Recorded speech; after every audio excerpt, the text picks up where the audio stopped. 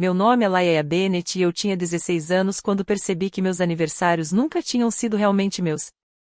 Sempre que a data se aproximava, eu já sabia que algum novo problema envolvendo meu irmão iria surgir. Minha mãe costumava dizer em voz baixa: ele precisa mais de nós do que você.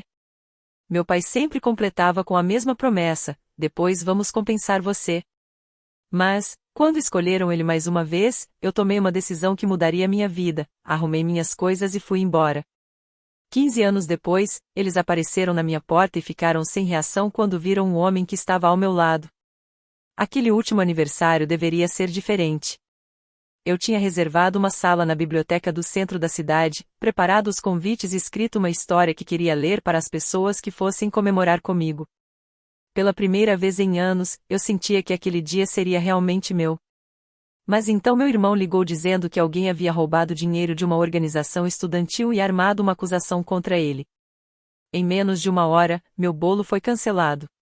A biblioteca recebeu a informação de que a festa não aconteceria, e meus pais começaram a se preparar para correr atrás de Nick e resolver mais uma das crises dele. Nenhum dos dois perguntou como eu estava me sentindo. Apenas repetiram a mesma promessa que eu já tinha ouvido nos meus 3 aniversários anteriores, que eles compensariam depois. Naquela noite, enquanto passava pelo corredor perto do quarto deles, ouvi minha mãe dizer que eu era forte o suficiente para lidar com mais uma decepção.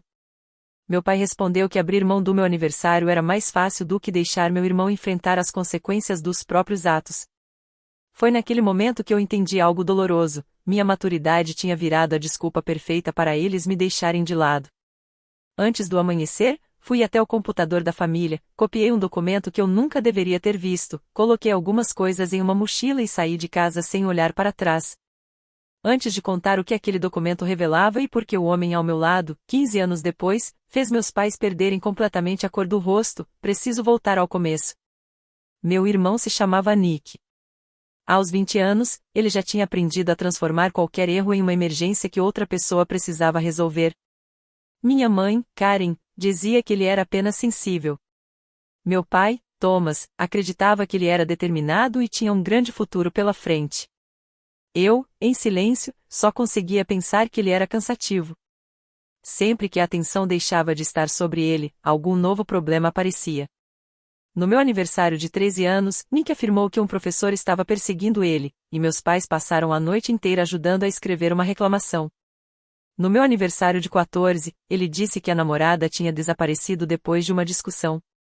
Horas depois descobrimos que ela estava na casa da irmã e tinha avisado exatamente onde estaria. No meu aniversário de 15, ele exagerou uma pequena reação alimentar, e meus pais abandonaram o jantar para acompanhá-lo a uma clínica. Aos 16 anos, eu já não me perguntava se algo iria acontecer. Eu apenas tentava descobrir qual seria a próxima história que ele inventaria. Naquele ano, Nick era tesoureiro de uma organização universitária de incentivo à leitura. Cerca de $18.000 desapareceram da conta do grupo. Ele imediatamente acusou o colega de quarto, Marcus Reed, dizendo que ele havia roubado suas senhas, transferido dinheiro e colocado provas falsas no computador dele.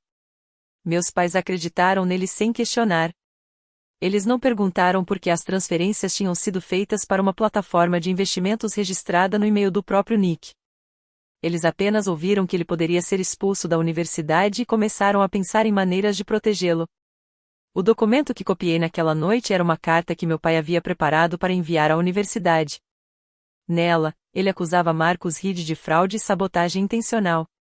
Meu pai afirmava que nossa família havia analisado provas técnicas claras, mesmo que nenhum de nós tivesse conhecimento suficiente para fazer esse tipo de avaliação. Anexadas à carta estavam capturas de tela que Nick havia fornecido. Uma delas mostrava os valores que haviam desaparecido. Outra imagem mostrava uma suposta mensagem enviada por Marcos. O último arquivo anexado era um e-mail que Nick havia mandado para o meu pai 2 dias antes. A mensagem dizia algo que nunca mais consegui esquecer: eu só preciso que eles duvidem dele por tempo suficiente para eu consertar a conta. Quando o mercado se recuperar, eu consigo devolver tudo. Logo abaixo estava a resposta do meu pai: apague isso. Vamos conversar por telefone. Naquele momento, tudo ficou claro. Nick tinha usado o dinheiro da organização estudantil, investido em aplicações arriscadas, perdido uma grande parte do valor e tentado colocar a culpa em Marcus antes que a investigação oficial terminasse. Meu pai sabia da verdade. Ele entendia exatamente o que havia acontecido, mas decidiu criar uma distração até que Nick tivesse uma chance de recuperar o dinheiro. Meu aniversário não tinha sido cancelado porque meu irmão precisava de apoio. Tinha sido cancelado porque meus pais estavam tentando ajudá-lo a esconder o que ele fez. Copiei os e-mails, as capturas de tela e a carta que meu pai havia preparado para um pendrive. Depois, procurei na pasta financeira compartilhada da família e encontrei algo ainda mais devastador. A conta universitária que minha avó tinha criado para garantir meu futuro estava praticamente vazia. Mais de $27.000 haviam sido retirados para pagar a faculdade de Nick, parcelas do carro dele e até um consultor particular contratado depois de outro problema disciplinar. Eles não tinham apenas arruinado mais um dos meus aniversários por causa dele. Eles tinham usado o futuro que minha avó havia preparado para mim para tentar consertar os problemas que Nick criava. Deixei apenas um bilhete sobre a mesa, eu sei para onde o dinheiro foi. Depois peguei o dinheiro que eu havia juntado trabalhando organizando livros, caminhei até a rodoviária, desliguei meu celular e fui para a cidade onde minha avó Eva morava. Quando ela abriu a porta e viu minha mochila, não perguntou por que eu tinha ido embora. Apenas olhou para mim e disse: "O que eles fizeram dessa vez?" Entreguei o pendrive a ela. Eva abriu cada arquivo e leu tudo em silêncio. Quando chegou aos registros dos saques da minha conta universitária, tirou os óculos e ficou alguns segundos olhando para a tela. Ela havia colocado a maior parte daquele dinheiro ali e nunca tinha autorizado que fosse usado para Nick. Naquela noite, ela ligou para um advogado. Na manhã seguinte, entrou com um pedido de tutela temporária e avisou meus pais que qualquer contato comigo teria que passar por ela. A resposta deles chegou poucas horas depois. Eles não perguntaram se eu estava bem. Não quiseram saber onde eu estava ou se precisava de ajuda. A única preocupação deles era exigir a devolução do que chamavam de a propriedade da família. Minha avó leu a mensagem e apenas disse: "Eles estão mais assustados com o que você descobriu do que preocupados com o lugar onde você dormiu." Comecei uma nova escola, passei a trabalhar nos fins de semana na livraria dela e guardei 3 cópias das provas em lugares diferentes. A crise de Nick tinha destruído meu aniversário, mas sair de casa tirou deles o controle sobre aquilo que eu sabia e sobre o que eu poderia contar. Em poucas semanas, meus pais criaram uma nova versão da história. Nela, eles eram pais amorosos, confusos e injustiçados. Para alguns parentes, disseram que eu tinha ficado desequilibrada porque sentia ciúmes de Nick. Para amigos da família, afirmaram que eu tinha interpretado documentos financeiros privados da maneira errada. Minha orientadora escolar também foi informada de que Ava teria me influenciado e colocado ideias na minha cabeça.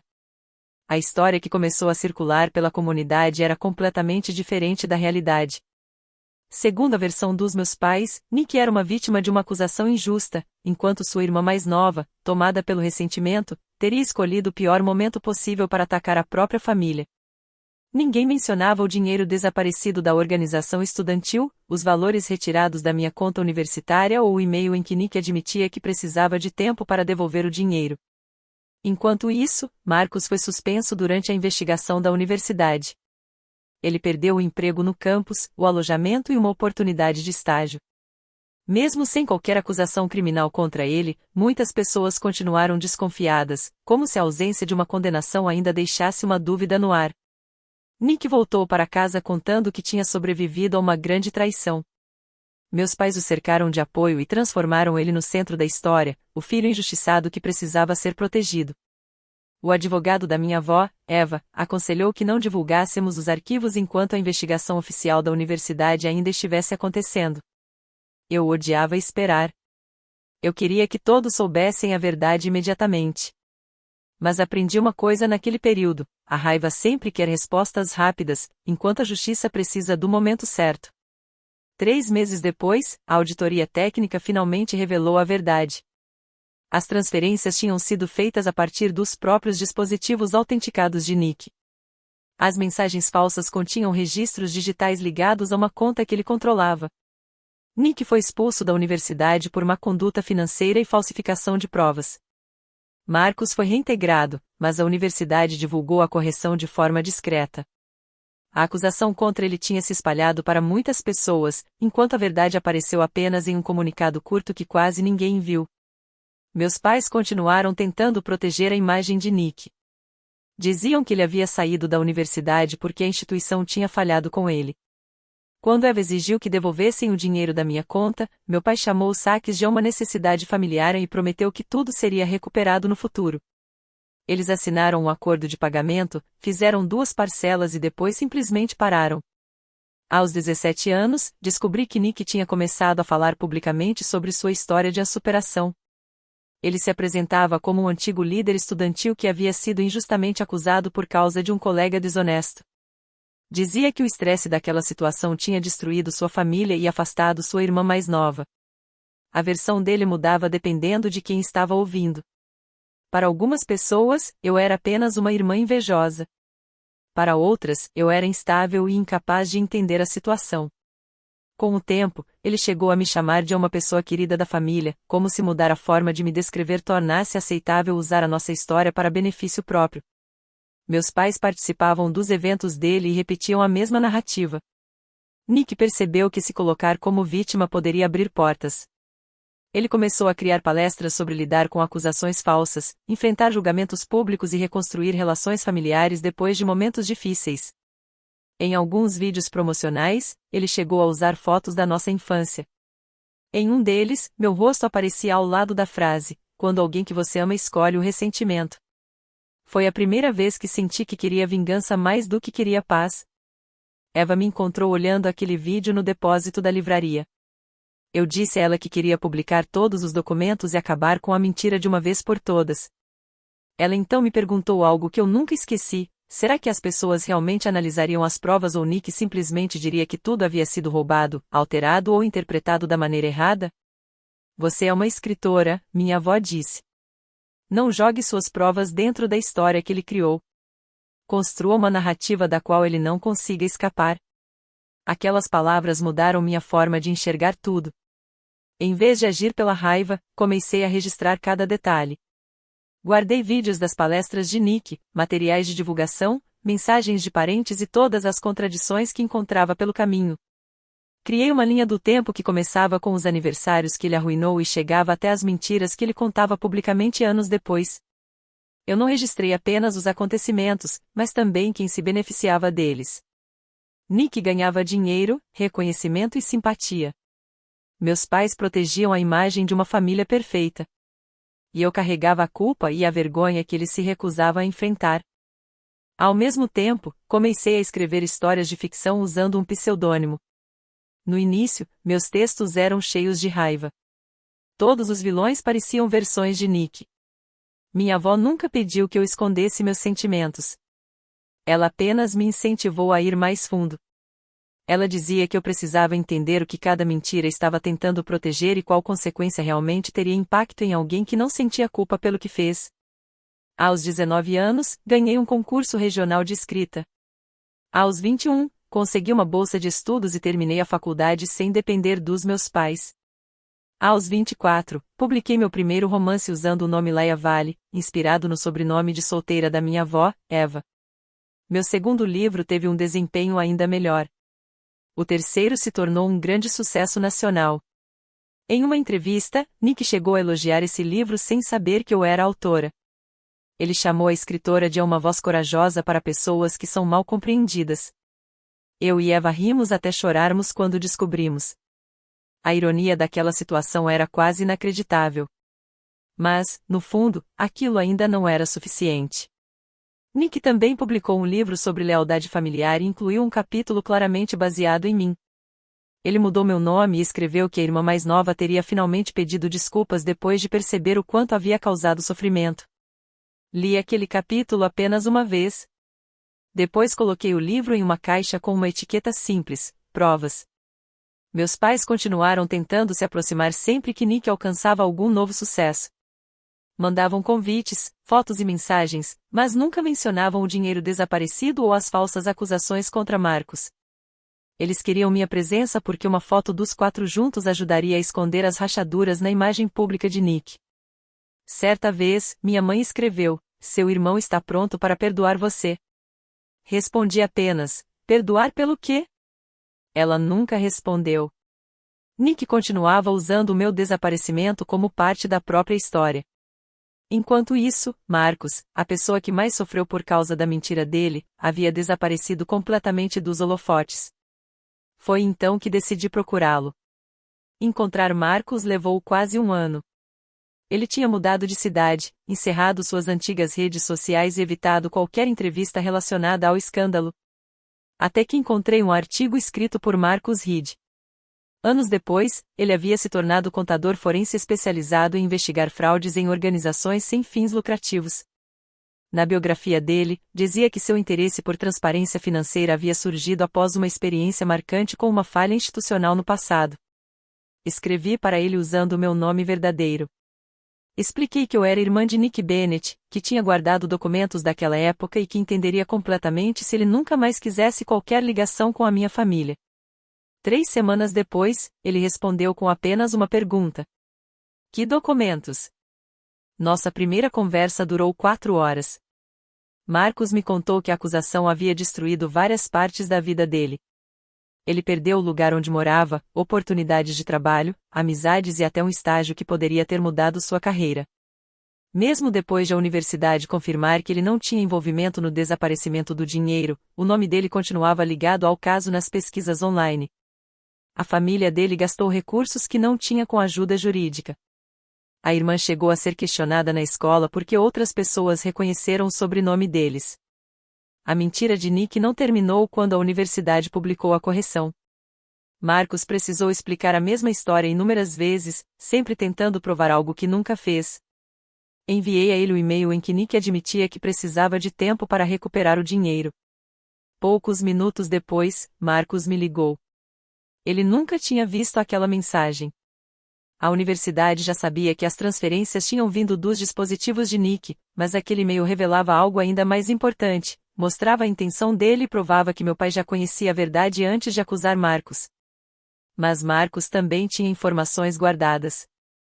Ele possuía registros dos servidores que ligavam Nick às mensagens falsas e uma gravação em que meu pai tentava convencê-lo a aceitar uma solução discreta, alertando que, caso contrário, o nome dele ficaria associado à fraude para sempre. Aos 20 anos, Marcos tinha sentido medo daquela ameaça. Aos 30, ele entendia o verdadeiro valor daquela prova. Naquela época, Nick já havia transformado sua imagem pública em algo muito maior. Os antigos discursos sobre superação tinham crescido e se tornado a Fundação Bennett de Renovação Familiar, uma organização nacional que dizia ensinar confiança, responsabilidade e reconstrução de relacionamentos. Minha mãe cuidava da comunicação. Meu pai administrava os doadores. E Nick era o rosto da instituição. Eles haviam construído uma organização milionária baseada na mesma mentira que tinha prejudicado Marcos e destruído parte da minha vida. A fundação usava uma foto minha de infância em apresentações para arrecadar dinheiro. Nick dizia aos doadores que meu desaparecimento tinha sido a inspiração para ajudar famílias quebradas. Afirmava que havia passado anos tentando me encontrar, embora nunca tivesse enviado uma única mensagem diretamente para mim. Minha mãe contava que havia mantido meu quarto intacto, esperando o dia em que eu voltaria para casa. A realidade era outra. 6 meses depois que fui embora, eles transformaram aquele espaço no escritório de Nick. Marcos e eu começamos a organizar todo o material. Ele entendia de registros, auditorias e sistemas financeiros. Eu conhecia a forma como Nick construía narrativas e alterava pequenos detalhes para influenciar a opinião das pessoas. Juntos, começamos a perceber padrões preocupantes dentro da fundação. Dinheiro de doações estava sendo usado para viagens de luxo registradas como atividades de divulgação. A organização comprava milhares de cópias dos livros de Nick, aumentando artificialmente os números de vendas. Grandes pagamentos de consultoria iam para empresas ligadas a amigos próximos dele. Funcionários que levantavam dúvidas eram afastados e pressionados a assinar acordos que limitavam o que poderiam revelar. Mas suspeitas não eram suficientes. Precisávamos de documentos originais, registros completos e pessoas dispostas a contar o que realmente tinha acontecido. Foi quando lembrei do conselho de Eva. Construa uma história da qual ele não consiga escapar. Passei 2 anos escrevendo o que minha editora inicialmente acreditava ser apenas um romance sobre uma família que criava crises constantemente para proteger o filho favorito. Mas, por trás da estrutura de ficção, eu estava organizando a nossa verdadeira história. Cada aniversário cancelado revelava um padrão. Cada movimentação financeira mostrava o preço que o favoritismo tinha causado. Cada declaração feita em público aparecia ao lado de documentos particulares que provavam o contrário. Apenas Eva, Marcos, meu advogado e minha editora sabiam que aquele projeto acabaria se tornando um relato baseado em fatos reais. Durante esse período, Marcos e eu deixamos de ser apenas parceiros de investigação. A confiança entre nós cresceu aos poucos, sem pressa. Ele passou a saber exatamente como eu gostava do meu café. Eu descobri que ele costumava caminhar quando precisava organizar pensamentos difíceis. Ele esteve ao meu lado quando a saúde de Eva começou a piorar. Eu fiquei com ele durante a cirurgia do pai dele. Nós dois entendíamos o que significava ter outra pessoa tentando reescrever a nossa história e ainda esperar que carregássemos as consequências. Marcos me pediu em casamento na biblioteca do centro da cidade, o mesmo lugar onde minha festa de 16 anos tinha sido cancelada. Ele colocou um anel ao lado do meu primeiro livro e disse: "Você devolveu uma parte da minha história que tiraram de mim. Quero construir o restante da minha vida com você." Nos casamos no jardim da casa de Eva. Meus pais não foram convidados. Nick viu uma foto publicada pela minha editora, mas o rosto de Marcos aparecia parcialmente de lado. Nenhum deles percebeu quem ele era. Pouco tempo depois, Nick anunciou a maior campanha da história da fundação, o projeto Cadeira Vazia, inspirado no que ele chamou de A Irmã que Foi Embora. A campanha incentivava famílias a fazer doações em homenagem a parentes afastados. Os materiais de divulgação mostravam uma cadeira vazia ao lado de um bolo de aniversário. O meu aniversário que eles destruíram havia se transformado em um símbolo de arrecadação para as mesmas pessoas que causaram aquela dor. Foi naquele momento que percebi que nossas provas estavam completas. Minha editora anunciou meu livro de não ficção usando meu nome verdadeiro, A Emergência que ele criou, como uma família construiu um império baseado em uma mentira. O livro prometia revelar por que eu fui embora aos 16 anos e o que realmente aconteceu com a pessoa que foi injustamente culpada pelos atos do meu irmão. Em menos de uma hora, a fundação de Nick divulgou uma nota chamando o livro de uma exploração de sofrimento familiar privado. Minha mãe enviou um e-mail. O advogado do meu pai mandou uma mensagem com ameaças legais. Nick publicou um vídeo dizendo que me amava e que esperava que eu escolhesse a cura em vez da vingança. O vídeo alcançou milhões de visualizações. Na manhã seguinte, meus pais avisaram que iriam até minha casa. Eles acreditavam que ainda conseguiriam me convencer a ficar em silêncio. O que eles não sabiam era quem estaria ao meu lado quando eu abrisse a porta.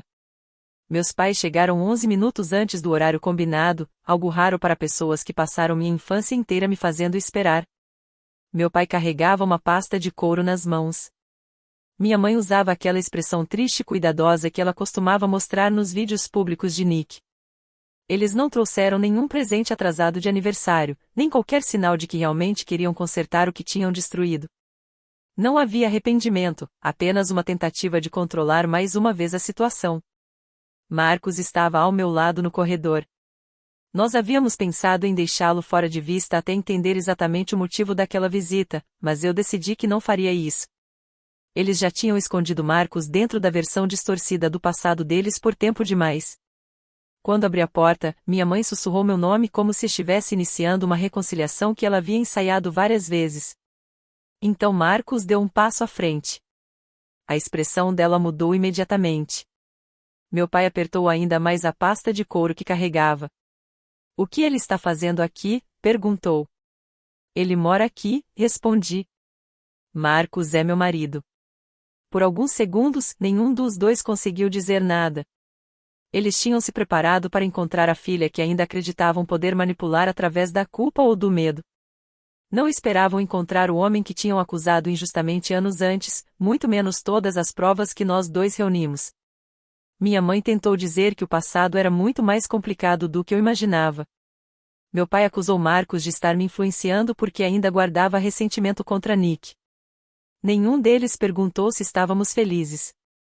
A primeira reação deles foi transformar nosso casamento em mais uma crise relacionada ao meu irmão. Mesmo assim, deixei que entrassem.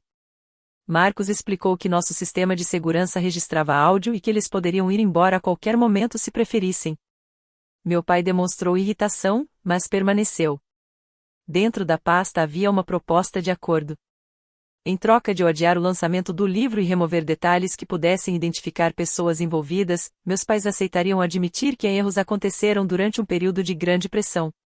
Também ofereceram devolver o restante do dinheiro da minha conta universitária, sem cobrar juros. Eles queriam que Marcos assinasse um documento afirmando que o problema com a universidade estava encerrado e que ele não tinha mais nenhuma preocupação relacionada a Nick. O acordo evitava cuidadosamente palavras como fraude, acusação falsa, provas manipuladas ou difamação. Na prática, eles estavam oferecendo devolver um dinheiro que já pertencia a mim em troca do meu silêncio. Perguntei por que eles tinham parado de fazer os pagamentos combinados. Meu pai respondeu que a recuperação de Nick tinha exigido muitos recursos financeiros. Então perguntei por que a fundação havia usado minhas fotos sem autorização. Minha mãe disse que a campanha representava a dor que todos nós tínhamos vivido juntos. Por que você foi embora? Ela disse quando continuei questionando. Você não pode simplesmente desaparecer e depois decidir como devemos contar a forma como sobrevivemos a isso. Aquela frase revelou tudo. Eles realmente acreditavam que, por eu ter saído de casa, eu havia perdido o direito sobre a minha própria história. Marcos abriu outra pasta e colocou sobre a mesa o e-mail de Nick, os registros dos servidores, o acordo de pagamento, os materiais da fundação e as transcrições dos discursos em que meus pais me descreviam como estável. Por último, colocou a antiga carta do meu pai acusando Marcos. Quando você escreveu isso dizendo que eu tinha roubado o dinheiro, Marcos perguntou, olhando diretamente para ele, você já sabia que Nick tinha feito as transferências? Meu pai respondeu que, naquela época, os fatos ainda não estavam claros. Marcos manteve a calma. Essa não foi a minha pergunta. Minha mãe nos acusou de termos armado uma emboscada contra eles. Eu respondi que eles tinham entrado na minha casa carregando um acordo de silêncio, esperando que eu aceitasse desaparecer novamente. A única diferença era que, dessa vez, o plano deles não tinha funcionado. Então meu pai cometeu o erro que acabou com qualquer possibilidade de manter aquilo em segredo. Mesmo que Nick tenha cometido um erro, expor tudo destruiria funcionários e famílias que dependem da fundação. Perguntei se esses funcionários sabiam que o dinheiro dos doadores tinha sido usado para comprar milhares de cópias dos livros de Nick e pagar empresas ligadas aos amigos dele.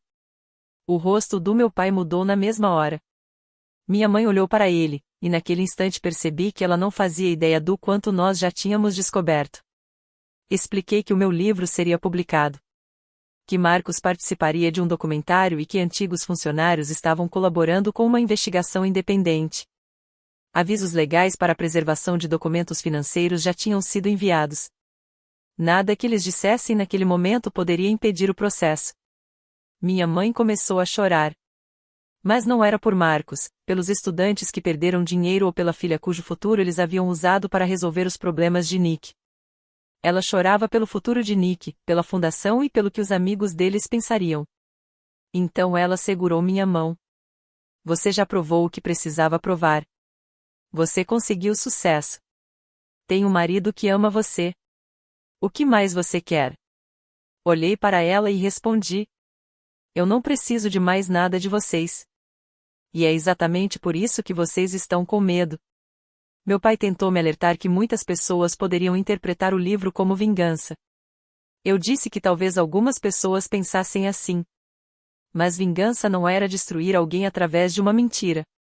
Às vezes, significava apenas devolver cada mentira para quem a criou. Antes de irem embora, eles perguntaram se eu já tinha falado com Nick. Eu disse que não. O que eu não contei foi que Nick já tinha procurado minha editora, alguns jornalistas e antigos funcionários da fundação, tentando encontrar a pessoa mais vulnerável do nosso círculo. Ele acreditava que conseguiria criar uma nova crise antes que o livro chegasse ao público.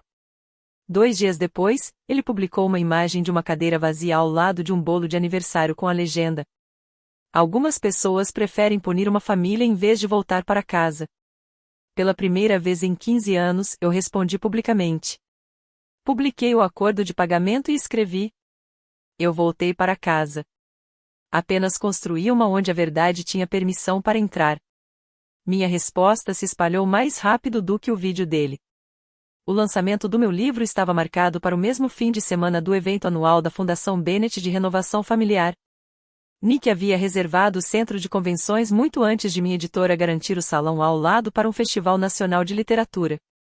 2 espaços separados apenas por uma parede móvel estavam prestes a apresentar 2 versões completamente diferentes da mesma família. O evento de Nick prometia cura e reconciliação. O meu prometia documentos e fatos. Na semana anterior aos 2 eventos, ele apareceu em podcasts descrevendo minha história de uma maneira cuidadosamente calculada. Dizia que eu era talentosa, mas ainda carregava feridas antigas e estava sendo influenciada por pessoas que buscavam vingança. Quando falava de Marcos, ele nunca usava o nome dele. Apenas dizia que era um homem incapaz de aceitar os próprios fracassos. Minha mãe continuava tentando conseguir uma reconciliação privada. Meu pai procurava parentes e insistia para que lembrassem como eu era difícil durante a adolescência. O problema deles era simples. Eu tinha anos de registros mostrando exatamente o contrário. Meus professores sempre me descreveram como uma pessoa responsável.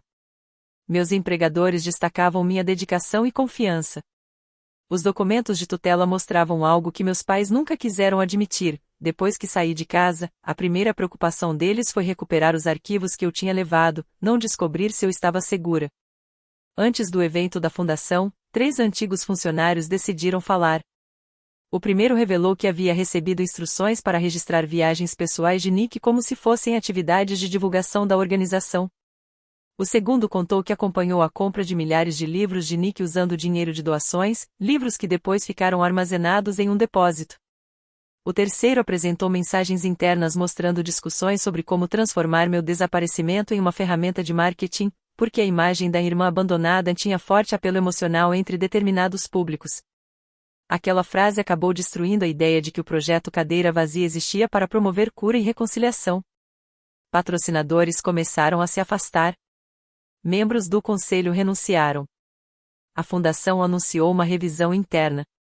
Mesmo assim, Nick decidiu manter o evento. Ele acreditava que, se conseguisse controlar a narrativa diante do público primeiro, poderia escapar mais uma vez. Minha apresentação começou às 6 da noite. Marcos estava sentado ao lado de Eva na primeira fileira. Abriu o evento lendo uma passagem sobre a garota de 16 anos que ouviu os próprios pais decidirem que era mais fácil decepcioná-la do que fazer o filho favorito assumir responsabilidade pelos próprios atos. Depois, mostrei a linha do tempo. Meu aniversário de 13 anos foi cancelado depois de uma falsa crise acadêmica envolvendo Nick. O de 14 anos desapareceu em meio a uma emergência amorosa que nunca existiu da forma como ele contou. O de 15 anos foi abandonado depois que ele exagerou uma situação médica. E o de 16 anos foi destruído quando o dinheiro desaparecido da organização estudantil foi colocado nas costas de Marcos. Ao lado de cada episódio, eu mostrei o que Nick evitava enfrentar e o que meus pais estavam dispostos a sacrificar para protegê-lo. A reação mais forte veio quando exibi o e-mail de Nick. A mensagem apareceu na tela. Eu só preciso que eles duvidem dele por tempo suficiente para eu consertar a conta. Em seguida, surgiu a resposta do meu pai. Apague isso. Vamos conversar por telefone. Marcos se juntou a mim no palco e explicou os registros dos servidores, a suspensão injusta que sofreu e a gravação em que meu pai tentou pressioná-lo a aceitar um acordo silencioso. Um jornalista perguntou por que tínhamos esperado 15 anos para revelar tudo. Marcos respondeu. Porque estar certo não significa automaticamente ser acreditado. Esperamos até o momento em que a crença das pessoas deixaria de ser necessária. Os registros falam por si mesmos. Os trechos da apresentação começaram a circular rapidamente pela internet enquanto, ao lado, a gala de Nick continuava. Os convidados começaram a assistir pelos celulares. Doadores conversavam em voz baixa. Alguns membros do conselho deixaram suas mesas. Funcionários começaram a se reunir próximos às saídas. Mesmo assim, Nick subiu ao palco para fazer seu discurso principal. Então, as telas atrás dele exibiram uma planilha interna mostrando pagamentos da fundação para empresas particulares ligadas a ele. A imagem ficou visível por apenas 12 segundos antes de a apresentação ser interrompida. Mas 12 segundos foram suficientes. Várias pessoas gravaram. Nick imediatamente acusou um antigo funcionário de ter criado um documento falso. O problema era que a empresa responsável pela contabilidade da própria fundação já havia confirmado a autenticidade daqueles registros. Os jornalistas saíram do meu salão e foram para o evento dele. Pouco depois, o presidente do conselho pediu que Nick deixasse o palco. 20 minutos depois, Nick entrou no meu evento sem o paletó, acompanhado pelos meus pais e por várias câmeras. Ele queria transformar aquele momento em mais uma apresentação. Disse ao público que eu tinha passado 15 anos planejando humilhá-lo apenas porque nossos pais haviam cancelado um aniversário. A intenção dele era fazer as pessoas enxergarem um homem bem-sucedido sendo atacado por uma mágoa adolescente. Eu deixei que ele falasse. Nick afirmou que já tinha devolvido o dinheiro da organização de leitura. Disse que meus pais haviam ajudado a pagar parte do acordo. Alegou que Marcos tinha seguido em frente e construído uma carreira, provando que nenhum dano permanente havia acontecido.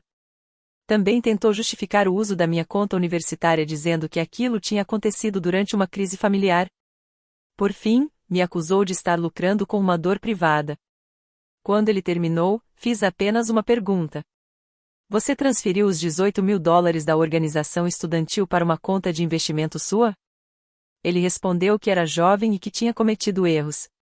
Perguntei então. Você criou a conta usada para enviar mensagens falsas fingindo ser Marcos? Dessa vez, Nick não respondeu imediatamente. Ele olhou para o meu pai. Aquele olhar disse mais do que qualquer resposta poderia dizer. Então Marcos colocou a gravação para tocar. A voz do meu pai ecoou pelo salão. Aceite uma solução discreta ou seu nome ficará ligado a essa acusação pelo resto da vida. Meu pai fechou os olhos. Minha mãe permaneceu sentada em uma cadeira vazia perto da entrada, sem conseguir encarar ninguém. Nick tentou se aproximar do microfone novamente, mas a equipe de segurança ficou entre nós. Ele começou a dizer que todos estavam ignorando tudo de bom que ele havia feito. Eu respondi. Boas ações não compram imunidade contra a verdade, principalmente quando essas ações foram financiadas e promovidas através das mesmas mentiras. Então mostrei o último documento. Era um memorando interno de planejamento do projeto Cadeira Vazia. Nele, Nick havia aprovado o uso da minha história de aniversário sem minha autorização. O documento calculava que a narrativa sobre a minha ausência poderia gerar cerca de $3,2 milhões em doações. O salão inteiro ficou em silêncio. Nick olhou ao redor procurando apoio, mas encontrou apenas pessoas tentando entender o tamanho da manipulação. Naquele momento, ninguém mais perguntava se ele tinha cometido apenas erros de juventude. A pergunta era outra. Há quanto tempo ele transformava esses erros em uma fonte de benefício? Nick se virou para os nossos pais e exigiu que eles o defendessem. Minha mãe apenas sussurrou. Nick, pare. Meu pai não disse nada. Durante toda a vida, Nick criou novas crises porque sabia que nossos pais sempre correriam para salvá-lo. Mas naquela noite, diante de doadores, funcionários, leitores, câmeras e do homem que ele tinha acusado injustamente, ele chamou por eles novamente. E, pela primeira vez, ninguém correu. Antes da meia-noite, a fundação suspendeu Nick e meus pais de todas as funções. A empresa de contabilidade encerrou o contrato e entregou seus registros aos investigadores. A editora de Nick interrompeu novos lançamentos. Patrocinadores retiraram o nome dele de eventos. O site do projeto Cadeira Vazia desapareceu na manhã seguinte. Meu livro esgotou rapidamente, mas as vendas não foram a parte que mais me marcou. A verdadeira sensação de justiça foi ver a verdade permanecer de pé depois que Nick usou todas as suas performances e estratégias para tentar escondê-la. As investigações continuaram por mais de um ano. Auditores analisaram os gastos da fundação, os relatórios enviados aos doadores e todos os registros financeiros. Os auditores analisaram empresas relacionadas, registros de compras de livros e todas as movimentações financeiras suspeitas. Mas nem todo pagamento questionável era necessariamente legal, e eu me recusei a exagerar os fatos. Eu tinha passado tempo demais lutando contra mentiras para cometer o mesmo erro quando a verdade estava do meu lado. As conclusões confirmadas já eram suficientes.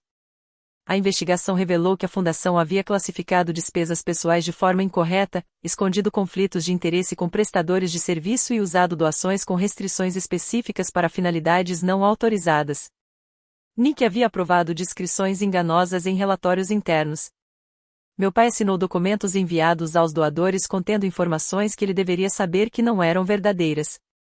Minha mãe autorizou o uso da minha imagem e da minha história pessoal mesmo depois de saber que eu nunca tinha dado permissão.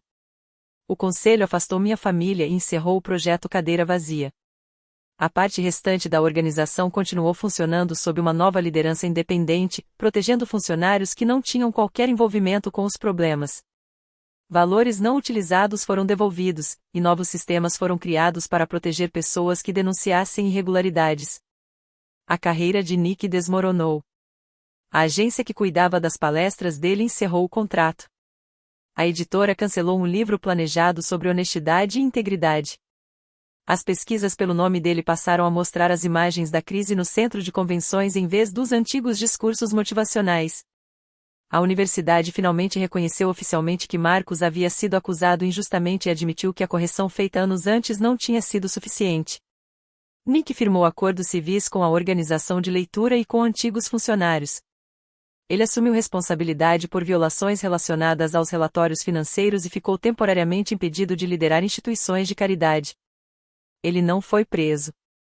Mas o maior vício de Nick nunca tinha sido dinheiro. Era admiração. Perder o palco, o título e a oportunidade de se apresentar como uma referência moral foi uma consequência muito mais difícil para ele do que qualquer punição física poderia ter sido. Meus pais também enfrentaram grandes perdas. Eles haviam colocado a própria casa como garantia para apoiar os projetos de Nick e assumido compromissos financeiros ligados à fundação. Os custos legais e os acordos fizeram com que precisassem vender a casa onde tantos dos meus aniversários tinham sido esquecidos.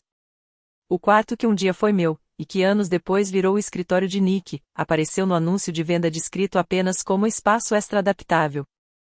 Eles se mudaram para um apartamento pequeno. Alguns amigos deixaram de procurá-los. Algumas pessoas vieram até mim para pedir desculpas. Outras disseram que sempre tinham desconfiado da história. Eu não aceitei nenhuma versão reconstruída do passado sem provas. O dinheiro da minha conta universitária finalmente foi devolvido com juros. Eu já não precisava daquela quantia, mas aceitar o pagamento tinha um significado importante. Me obrigou a mim e aos meus pais a reconhecer que aquilo que eles chamavam de indecisão familiar sempre tinha sido, na verdade, uma dívida. Minha mãe me enviou uma carta de 14 páginas pedindo desculpas. Ela admitiu que havia colocado Nick acima de mim, usado minha imagem sem autorização e permitido que outras pessoas acreditassem que eu era instável. Disse que confundiu proteger um filho com protegê-lo das consequências dos próprios atos. A carta do meu pai era muito mais curta. Ele reconheceu que já tinha dúvidas sobre a versão de Nick antes de enviar a acusação contra Marcus. Aceitei encontrar os dois uma única vez em uma sala com um mediador. Eles disseram que Nick sempre pareceu frágil, enquanto eu aparentava ser independente. Por isso, acreditavam que eu precisava de menos apoio. Eu olhei para eles e respondi. Ser independente nunca significou precisar de menos amor. Às vezes, a maior prova de mudança é perceber que pedir deixou de funcionar. Meus pais queriam encontros ocasionais, jantares em família e uma reconstrução gradual do relacionamento. Eu expliquei que assumir responsabilidades não significava ganhar automaticamente acesso à minha vida novamente. Os pedidos de desculpas, o dinheiro devolvido e a colaboração deles eram atitudes que deveriam ter acontecido de qualquer maneira, não um ingresso de volta para o lugar que perderam. A partir daquele momento, cada possível encontro seria decidido pelo comportamento deles, não pelas promessas. Nick entrou em contato comigo apenas uma vez. Ele escreveu: "Você conseguiu tudo o que queria." Eu respondi: "Não. Eu só queria ter tido um aniversário em que você não criasse uma nova emergência. O que aconteceu foi consequência de ninguém ter impedido você quando ainda era tempo." Ele nunca respondeu. Marcus e eu criamos um fundo em homenagem a Eva para ajudar pessoas acusadas injustamente depois de denunciarem problemas financeiros ou irregularidades. Os participantes não precisavam expor suas histórias publicamente. A ajuda não dependia de aparência, discurso ou reconhecimento. Bastava precisar de apoio. Eva participou da primeira cerimônia de premiação carregando o mesmo pendrive que eu havia levado para a casa dela quando tinha 16 anos. Quando agradeci por ela ter acreditado em mim, ela me corrigiu. "Eu não acreditei em você apenas porque você era minha neta. eu acreditei porque você trouxe provas e porque eu respeitava você o suficiente para analisar a verdade. No meu aniversário de 32 anos, Marcos reservou a mesma sala da biblioteca onde minha comemoração tinha sido cancelada 16 anos antes. Eva estava lá, junto com nossos amigos, minha editora, a família de Marcos e algumas das pessoas que nosso fundo havia ajudado. Havia um pequeno bolo sobre a mesa ao lado de uma pilha de cadernos em branco. Antes de eu apagar as velas, Marcos perguntou se eu ainda tinha medo de que alguém aparecesse para criar uma nova crise. Olhei ao redor para todas aquelas pessoas que entendiam algo que eu demorei anos para aprender: amor verdadeiro não exige que uma pessoa desapareça sempre que outra decide chamar atenção. Não, respondi. Porque ninguém aqui vai recompensar isso. Meus pais enviaram um cartão. Não havia pedidos escondidos, nem promessas de compensar algo depois. A mensagem dizia: Feliz aniversário, Laia. Sentimos muito por termos feito você acreditar que sua felicidade era algo negociável. Eu guardei o cartão, mas não confundi aquilo com uma restauração completa. Alguns relacionamentos podem ser reconstruídos. Outros só conseguem se tornar honestos depois que perdem o poder de machucar você. 15 anos antes, meus pais ajudaram Nick a colocar a culpa em Marcos porque acreditavam que era mais fácil sacrificar uma pessoa inocente do que permitir que o filho favorito enfrentasse as consequências. Quando chegaram à minha porta e viram Marcos ao meu lado, finalmente entenderam aquilo que nunca imaginaram. As duas pessoas que eles tentaram apagar tinham encontrado uma outra, protegido as provas e construído uma vida forte o bastante para sobreviver à verdade. Nick perdeu a reputação porque ela dependia de uma mentira. Meus pais perderam a imagem de uma família perfeita porque aquela imagem nunca tinha sido real. Eu não tirei nada deles. Apenas parei de protegê-los das consequências das próprias escolhas. Talvez um dia exista perdão, mas ele será uma decisão minha, não mais um sacrifício exigido sempre que Nick precisasse ser salvo. Pela primeira vez, o futuro realmente pertencia a mim. Agradecemos a todos que acompanham e apoiam nossas histórias. Este conteúdo é uma obra de ficção criada apenas para entretenimento, reflexão e narrativa dramática. Esperamos que esta história lembre que uma vida tranquila depois do caos pode parecer estranha no começo, mas isso não significa que ela esteja vazia. Às vezes, a paz parece silenciosa porque você finalmente não está mais cercado por pessoas que constantemente perturbam o seu coração.